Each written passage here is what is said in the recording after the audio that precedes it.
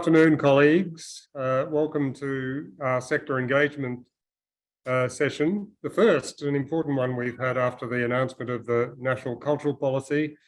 I'm Adrian Collette. I'm Chief Executive of the Australia Council. I want to open by acknowledging the traditional owners of the many lands on which we meet. We had over 1,000 registrations for this particular meeting. I'm here on Ngunnawal, Ngambri country, and pay my respects to elders past and present and the current leaders we have, particularly in our sector, and of course my colleagues at the Australia Council, my First Nations colleagues at the Australia Council. I want to welcome up front Auslan interpreters, Carolyn Church and Diana Caruana. Thank you for contributing today's meeting. I want to welcome especially our audience, everyone out there that I'm sure represents the extraordinary diversity of our sector. And I want to acknowledge my Australia Council colleagues and my colleagues from the Office for the Arts, all of whom have worked so tirelessly and productively on the creation of the National Cultural Policy. I'll introduce later in this session Franchesca Cubillo, the Executive Director of First Nations Arts and Culture at the Australia Council, and also our colleague Dr. Stephen Arnott, DepSec for the Office for the Arts. I'm going to read some notes because there are a few things I want to make sure I cover. So please forgive me reading to you, but that way we'll cover a bit of ground. And I'd like to open really by saying welcome to Creative Australia, but that's probably a tad premature. But we all better get used to saying it and loving it. Thank you very much for joining us. We have a National Cultural Policy. We have it early in the Albanese government's tenure. We have much to build on for the future as the policy makes clear, and we have a lot of work to do clearly. I hope that you were able to watch the launch, a pretty momentous occasion at the ESPY in Melbourne. I'm sure that you will have questions about the policy and the role of the Australia Council as it transforms into Creative Australia. I encourage you to start putting your questions in the Q&A function, and we'll try to get through as many as we can. The Australia Council heads of arts practice and colleagues across the Council have been sharing the initial reaction to the National Cultural Policy, and two common messages are emerging at this early stage. Firstly, I'm happy to say how inclusive the policy is and how heard many people feel. No matter the medium through which you express your creativity, whether modern jazz, circus, to the bleeding edge of experimental art, this is a policy for all. Shamelessly quoting the Prime Minister, this is about our soul, this is about our identity. I would like to take this moment to congratulate and acknowledge all of you who have put significant time into putting forward submissions to the policy and for the advocacy that you've done, which has helped shape the policy. I've just come from a speech that our Minister Burke, gave at the Press Club, talking about the importance of consultation to running good government and to creating good policy. And he particularly mentioned the consultation, both the breadth and quality of the consultation that led to the National Cultural Policy. So thank you for that. The second message that we've heard is that the devil will be in the details. Certainly there is much to unpack in the policy and much work to do to bring the policy to life. The government set out its vision at the launch on Monday, and today we continue the commitment to listening, consultation and engagement as we plan for the implementation. As Minister Burke said to the Australia Council in his first few days, I think he was at Council within 2 days of being sworn into office, he was very clear, a cultural policy is more than an arts policy. He talked about identity, he talked about social, cultural, and indeed economic value, and he talked about whole of government. But artists, whatever medium they choose, are central to the new cultural policy, as they are to the cultural organisations and the broader creative industries they inspire. The National Cultural Policy sets out the Australian government's vision of a place for every story, a story for every place. First Nations first.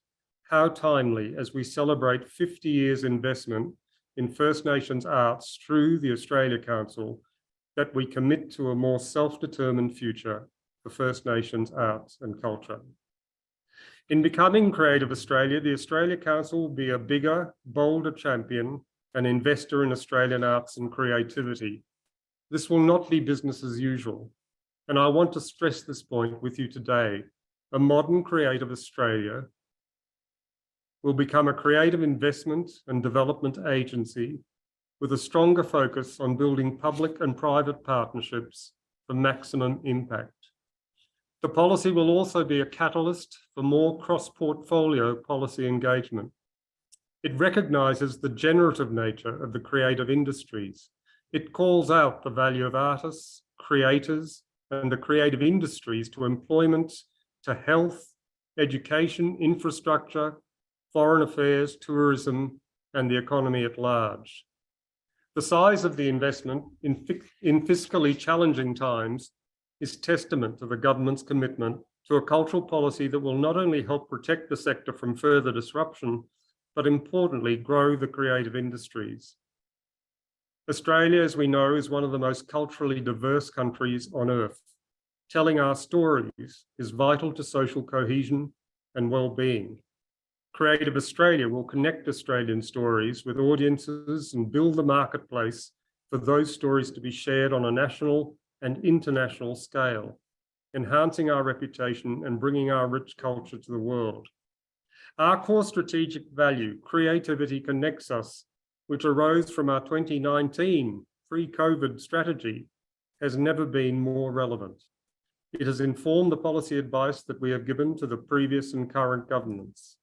The strategy was disrupted by the outbreak of the pandemic, but today marks the day that we will be able to build on the best of that strategy in developing our new corporate plan. Change will not occur overnight. As you will have seen from reading the plan, the government will stage the budget allocation, allowing us time to plan and consult as we transform to Creative Australia. The legislation that sets out the Australia Council's functions does require amendment to enact key actions arising from the National Cultural Policy. We anticipate the changes to the 2013 Australia Council Act will be completed by the 1st of July this year. Subject to the successful passing of the legislation through Parliament and funding through the budget, from 1st July 2023, we will become Creative Australia. Colleagues from Creative Partnerships Australia will join Creative Australia on July 1 this year. We will also establish Music Australia and the Centre for Arts and Entertainment Workplaces this year. From the 1st of July 2024, we will establish a dedicated First Nations-led board. From the 1st of July 2025, we will establish Writers Australia.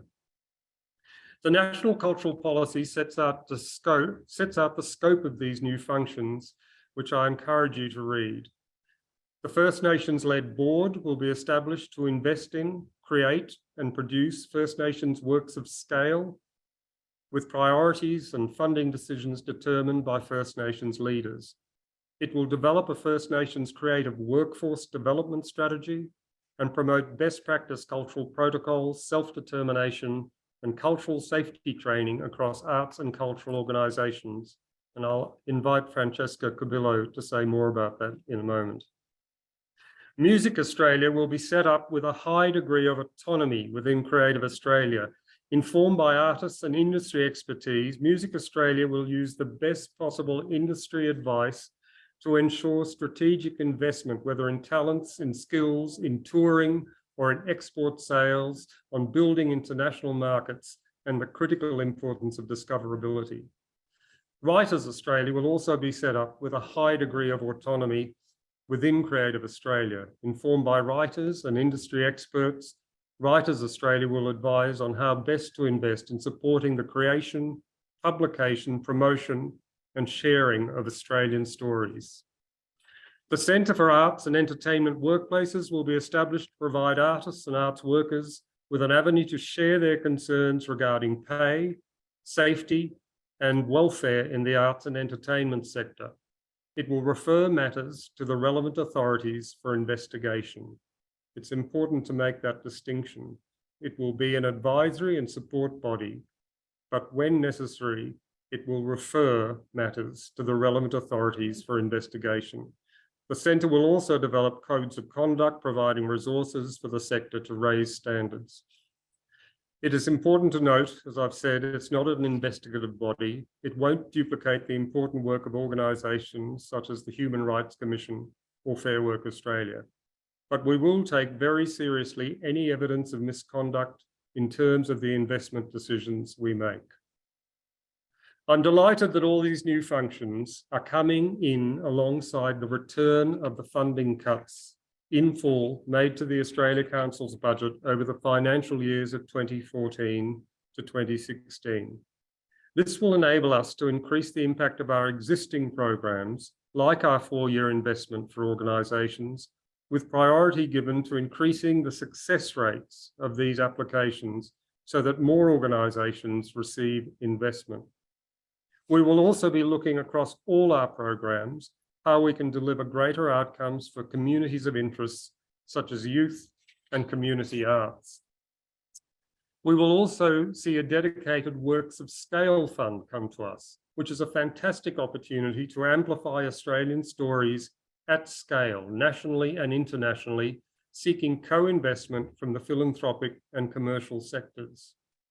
I also want to highlight the State of Culture report, which we will be responsible for.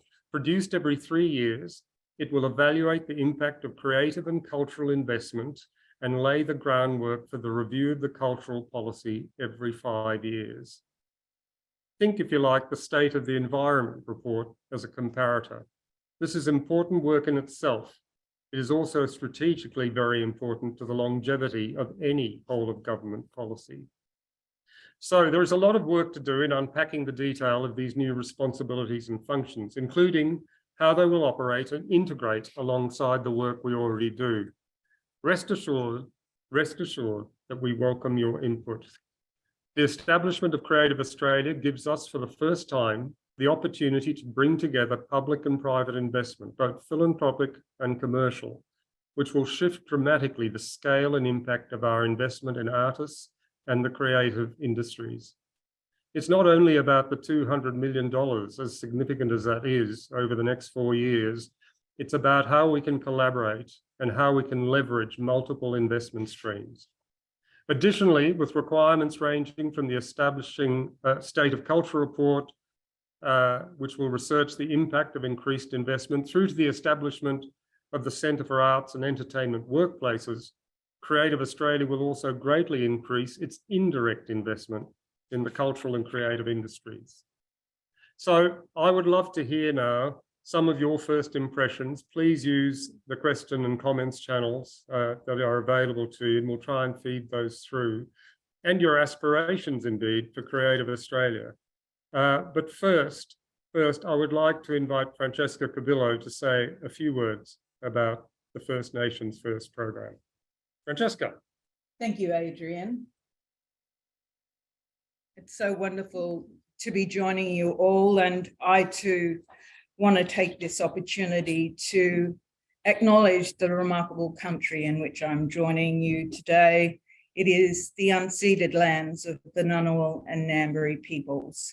I want to acknowledge the remarkable decision-making and conversations that have taken place here on their lands, and acknowledge the traditional owners for hosting, their ancestors for guiding, and for the current custodians for caring for this important landscape where we come together as a nation.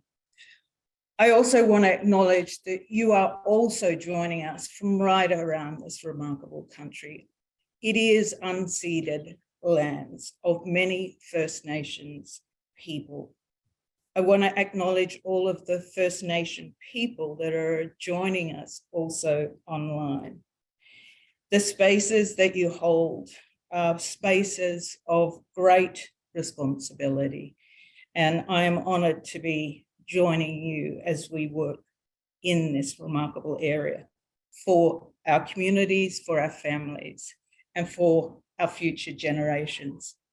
It is so important to acknowledge all of the Aboriginal and Torres Strait Islander leaders who have gone before. We are in this privileged space because of all of their remarkable work. We don't take this responsibility lightly, and we carry it with such insight, with such obligation.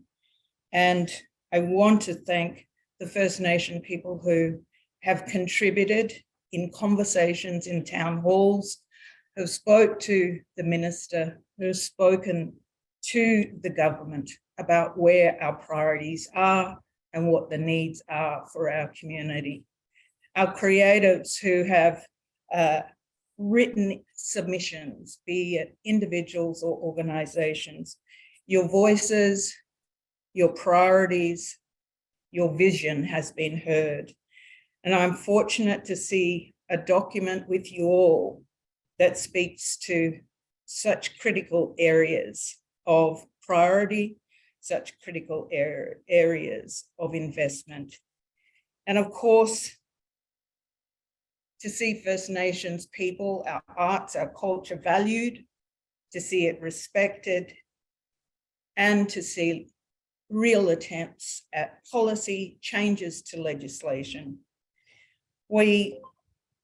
This policy recognises the centrality of our First Nations people, our arts and our culture.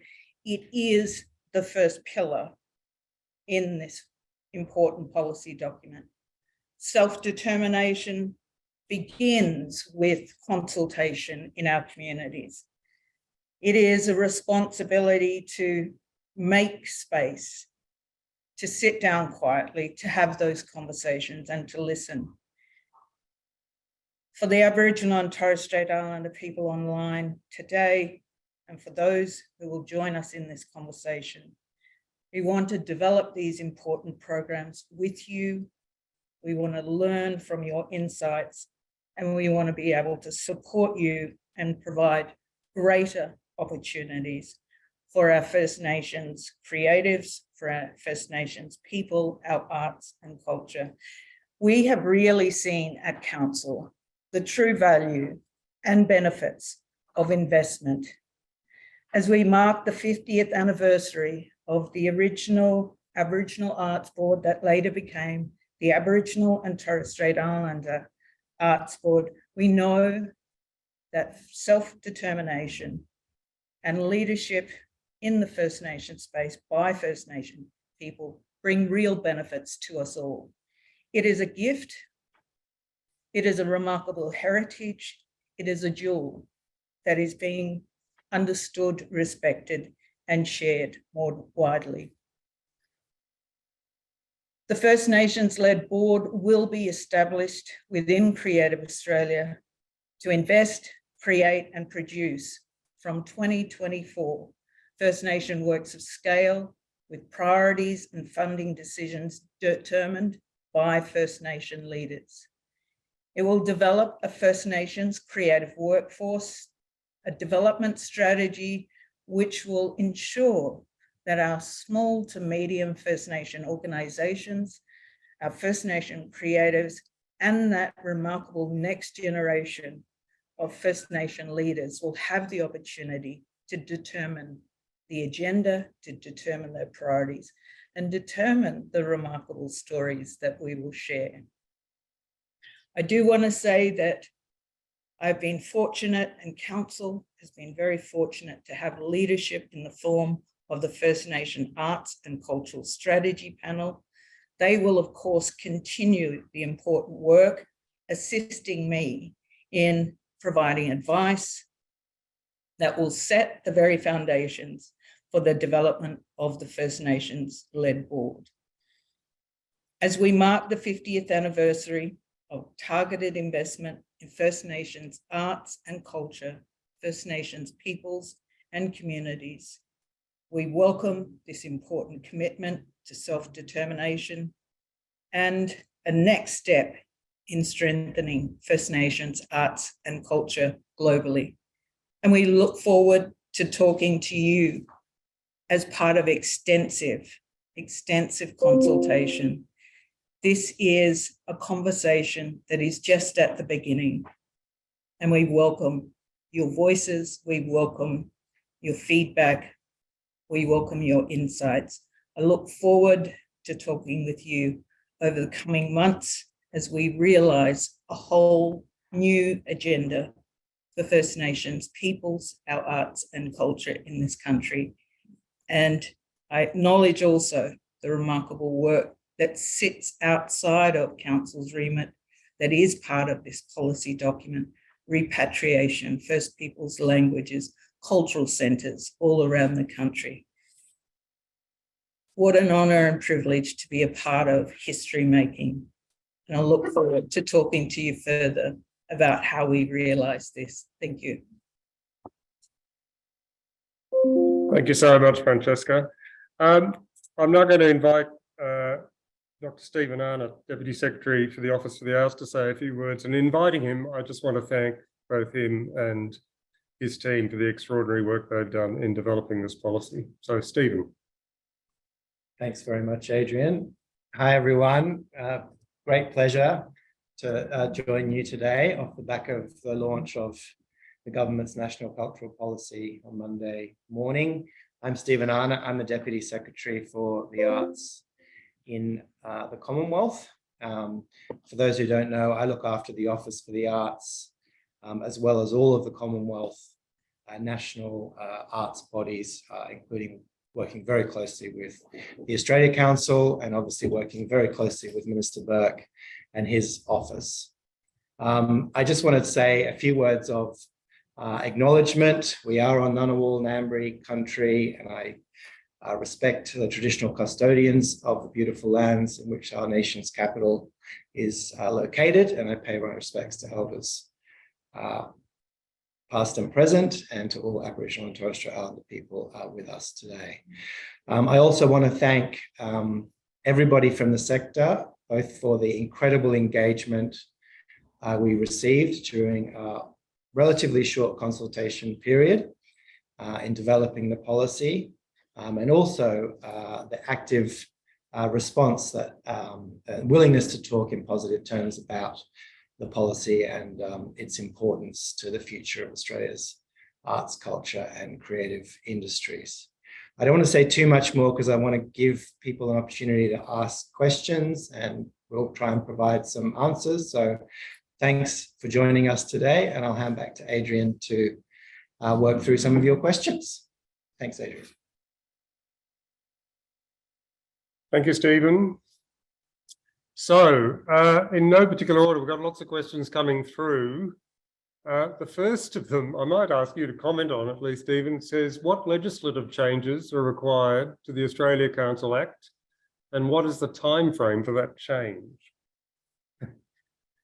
Sure. So we're working through that at the moment, but obviously the functions of the Australia Council expand quite significantly, taking over responsibility for creative partnerships and the philanthropic and corporate support sector, having new bodies created within Creative Australia, and the name change. These will all need to be reflected in legislation as well as other minor administrative changes. As Adrian said, we're hoping to have the legislation through the Parliament in the first half of this year. All right, thank you. I might tackle the next one. What was the reasoning behind renaming Australia Council? Will it be substantially different in its structure? It will certainly be substantially different in its structure, and I won't pretend to have all the answers to that, but I've been asked that question a lot. Certainly Music Australia, Contemporary Music Australia will, as I say, be set up as an autonomous entity within Creative Australia, and we have to work on the governance and executive functions of that to ensure it has that autonomy. and the same with Writers Australia, and by definition, First Nations First. So that will take some time to get through. The legislation will give us a platform, essentially, for us to do that. And as I said, consultation with industry leaders and artists will be key to that. But we won't lose any time. Why Creative Australia? Because we wanted to send a clear signal, as I said, that this is not business as usual. Artists will be absolutely central, as they always have been, to what this agency does. But we think there is so much value to be created through further collaboration, certainly with the philanthropic sector, which is why we're so excited about welcoming our Creative Partnership Australia colleagues into the Australia Council, but also to the commercial sector. I think one of the very, very few silver linings of COVID was that commercial thinking and publicly funded investment thinking started to come together in a much more meaningful way. Anyone who's worked in the industry realizes the transfer of skills, whether it's writing or performing arts, the transfer of technical skills, the transfer of design skills. And we have done this through a mixture of expediency and good fortune for many, many years, that you have skills that work in the performing arts. You can also have tremendous design skills that inform the commercial sector. Just imagine, as this policy document calls out, that this is actually an industry. It has tremendous value socially and culturally and indeed economically. If you started thinking about public funding as an investment to leverage commercial investment and put to place, started to join the dots around some of the thinking on the transfer of skills, just start to imagine how impactful that is going to be over the next decade or so to transform the sustainability of the various industries we all work in. So it's not a branding proposition, this one, by which I mean finding the right logo to represent Creative Australia or Music Australia or Writers Australia, though I'm sure there'll be a good deal of consultation on all that. This brand will be built by what we do, as brands actually are. Creative Australia will be built by what we do. So we wanted to send a very clear signal, and I think already we are gauging, we have the elements in play over the next 3 years to really set this up in a meaningful way. My rule of thumb, depending on the legislation, is we will be called Creative Australia as soon as the legislation passes, which we hope is in July, and then we spend 3 years building the organisation for the future. Another question. Oh, this is a very good question. I'm going to ask you to comment on this, Franchesca. Is the new First Nations board a step towards the National Indigenous Arts and Cultural Authority, known as NIACA, which has such a long history? I might pass to Franchesca to comment on that one. Thank you, Adrian. And yes, a really important question that I know must be circulating in our communities. Can I say that what we have at this point is two separate priorities? The First Nations-led board is very much a governance structure that will operate within Creative Australia, that will determine First Nation decision-making around investment frameworks and the elevation of First Nation arts and culture. As you know, the conversation around a National Indigenous Arts and Cultural Authority has been discussed by communities for several decades. We did convene a really important conversation around NIACA as part of the Bringing It Forward report. And the recommendations that came out of that gathering of some 2,000 First Nation people from across Australia was that they wanted to know more and hear more about it, have more input into it, and start to explore the governance structure through business case consultancies and analysis. So they are two separate areas of conversation that is happening in our First Nation communities, but can I say they are quite separate. We are tasked with following up on behalf of the First Nation Arts and Culture Strategy Panel and the delegates at Whampoa, and we'll be talking separately to our First Nation communities about that. However, the First Nations-led board is specifically attached to this policy document and is certainly related to investment and elevation of First Nation arts and culture. So we will have some additional information coming out, but for those who haven't received a copy of the Bringing It Forward report, please let us know and we will be able to distribute the summary of the consultations that have happened today around that important conversation. Thanks, Franchesca. Stephen, there's a question or a number of questions here about what will the Office for the Arts be responsible for and what will Creative Australia be? I've sort of outlined the priorities within Creative Australia. Do you want to talk a little about Office for the Arts priorities? Sure.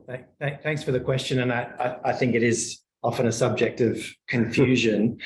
The first thing I want to just make sure everyone understands is that we work very closely with the Australia Council on all matters associated with arts and culture policy and have done basically since Adrian and I took over our jobs. It is true that the Office for the Arts has some distinct functions. Some specific things I might mention in the cultural policy that we will be taking forward, noting that we will be working closely with the Australia Council, other government agencies, state and territory and local governments, as well as the sector itself.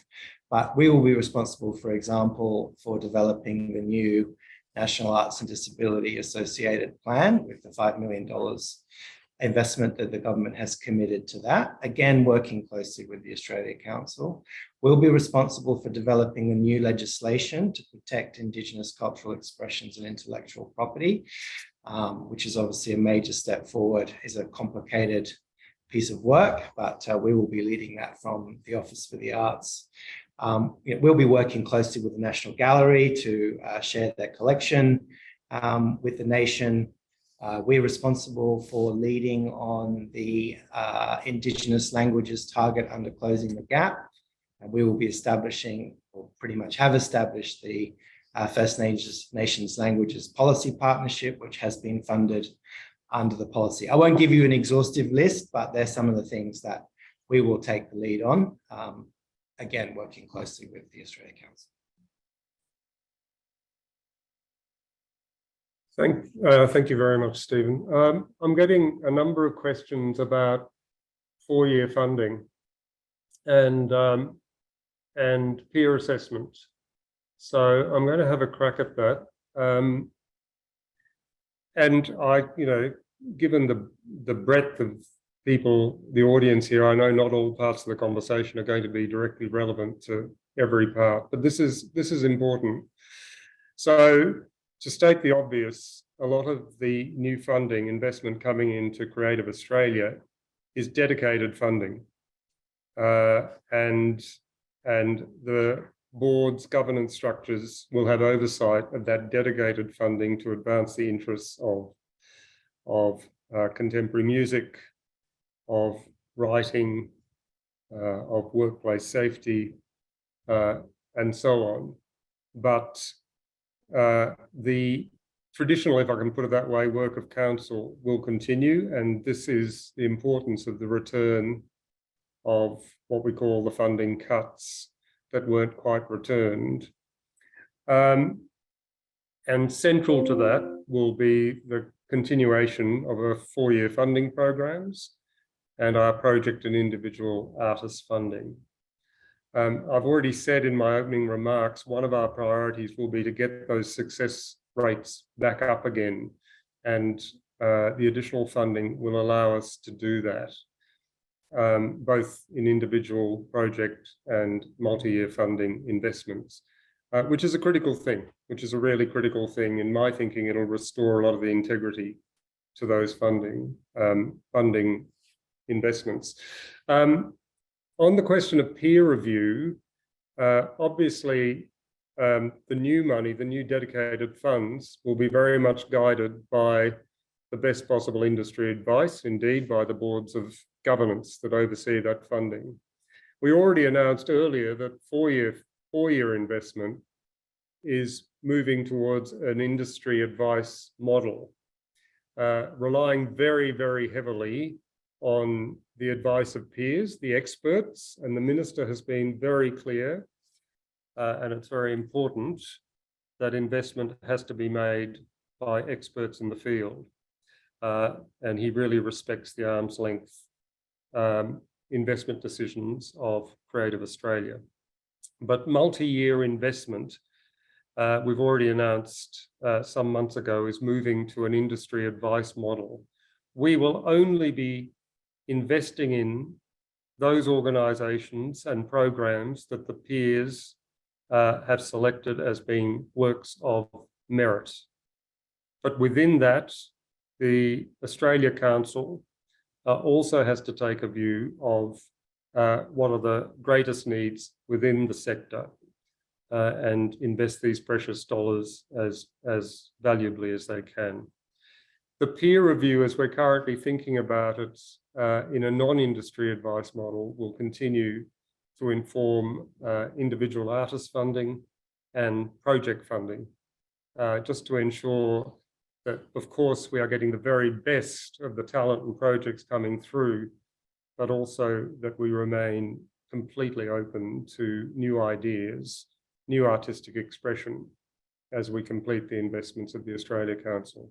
So as with many things, this will unfold over the next few months and the next couple of years. But certainly this return of funding means we are much, much better placed to respond to some of the extraordinary talent that comes our way through these investment programs.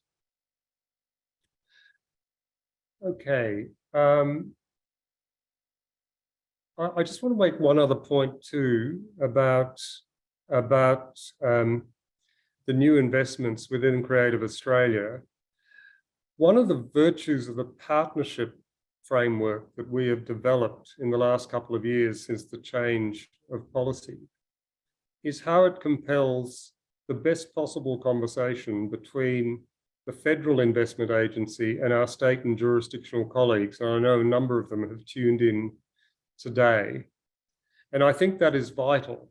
And it is again the opportunity of the way we are rethinking Creative Australia, that on so much of our dedicated art form investment decisions, like music, like writing, obviously First Nations first, we are going to be able to set a platform for the best possible discussion with our state funding agencies and our jurisdictional funding agencies about how we best spend this money in the national interest, in state and jurisdictional interest, but in long-term national interest as well. And this was very much front of mind as we were advocating for these dedicated investment streams. Right. Here's a nice one, Franchesca. Thank you. Will you have an Aborigines and Torres Strait Islander poet as our first Australian poet laureate? The remarkable thing is, as you know, Aboriginal and Torres Strait Islander people have been remarkable storytellers since time immemorial. This landscape holds the precious words, the memories, the songs. And even though it might not be written in English, it is still written and known and celebrated and uplifted. But can I say, like the Minister, I'm fortunate not to be making decisions about any of these decisions. It is the sector that will determine, but oh my gosh, I look forward to seeing the remarkable list of storytellers, First Nation and non-Indigenous, because it does bring our history to life. It brings our country to life. It allows us to reflect, to celebrate, to elevate. So look forward to seeing what you bring to the table. But thankfully, it's not my decision, right, Adrian? It's a very good idea, though, isn't it? Here's actually a good one. Why the focus on music and writing, and how will the other art forms be structurally supported? Critical question. My first response to that is the new cultural policy makes it very clear this is a beginning and not an end. And it makes that quite explicit. But if we get this right, and we get our research into the impact of these investments right, we're building a really robust platform for future investment. And that's stated quite plainly in the policy itself. And Minister Burke has been very clear he wanted to get this policy out early in the term of the government. But let me state the obvious, that we're actually, in terms of art forms, we have and have had for some time dedicated funding investment, dedicated investment for performing arts through now the partnership framework. And when you look at the arc of that, it has been very successful in allowing the organisations it funds, which were expanded significantly in the last round of decision making, to grow and to thrive. We have a dedicated fund in visual arts through the VAC's Visual Arts Craft Strategy framework. So in a way, this was starting to complete the picture, that we now have a dedicated fund to contemporary music, and we have a dedicated fund to writers, which, you know, literature and writing has been so underfunded. I don't need to tell you that for so long. So if we get this right, there's a platform to build on. Performing arts, visual arts already have these dedicated funds. And the question of the amount of money aside, we now have these discrete investments, strategically invested, industry advised, to build on for the future. So I think it is a very good start. I'm getting the wind up here. There's more questions are coming in. This is a beginning, not an end. I know there are a million questions there for us as well, as department colleagues devise the legislation that is going to enable all this. But we will be consulting with the industry to make sure that we invest these precious dollars as wisely as we can in the building of our artistry and also our industry. So thank you. It can never be fully satisfying, these sessions, but thank you very much for taking the time to log in, and I look forward to consulting in the weeks and months ahead.